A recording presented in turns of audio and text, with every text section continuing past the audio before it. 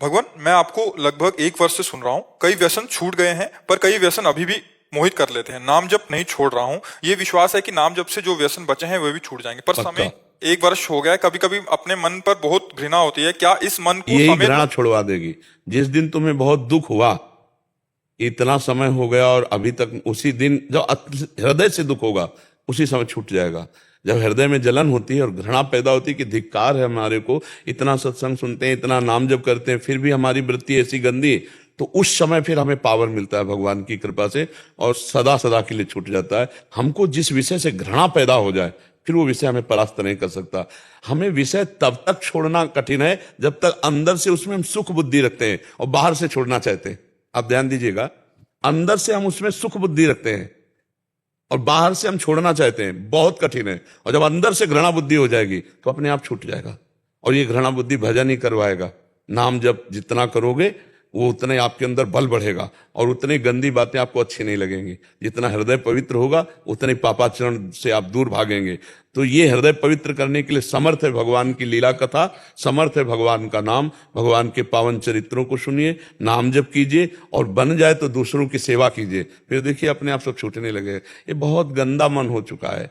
कोई कोई ऐसे नशा में फंस गए जो जिंदगी बर्बाद है, छोड़ नहीं सकते। ऐसे नशा है जिनको छोड़ना बड़ा कठिन। नए नए बच्चे ऐसे, पर हमें लगता है भगवान का नाम जप करें तो नाम में बड़ी सामर्थ है।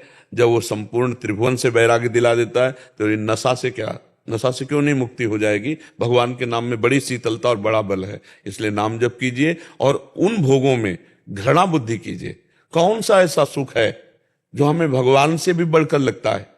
आप विचार करके देखिए, क्या व्यसन में बेशुद्ध पागल हो जाना है कोई सुख है? जैसे नशा ले लिए, लड़खड़ा रहे हैं, पागलपन, ये कोई सुख है? अरे बुद्धि को चैतन्य करके परमात्मा में स्थित कर दो, देखो कैसा सुख है।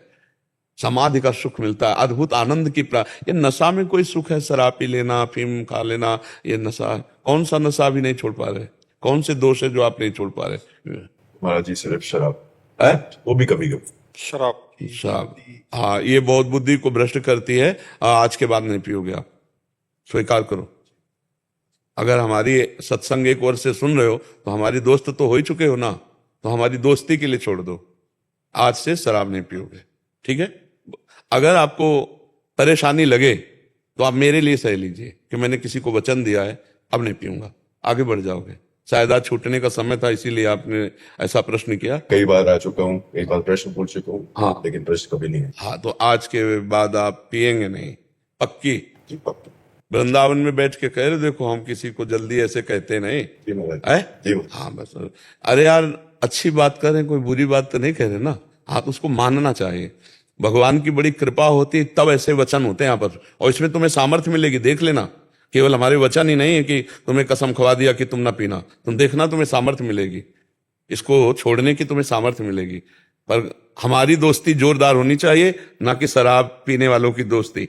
वचन पे तो लोग प्राणों को भी त्याग दिए हैं, वचन नहीं। नहीं तो पक्का वचन है कि का वचन? फिसलने वाला तो नहीं। बस एक कदम तुम आगे बढ़ो, फिर आगे बढ़ने के चांस आप खुद देख लेना, ठीक है?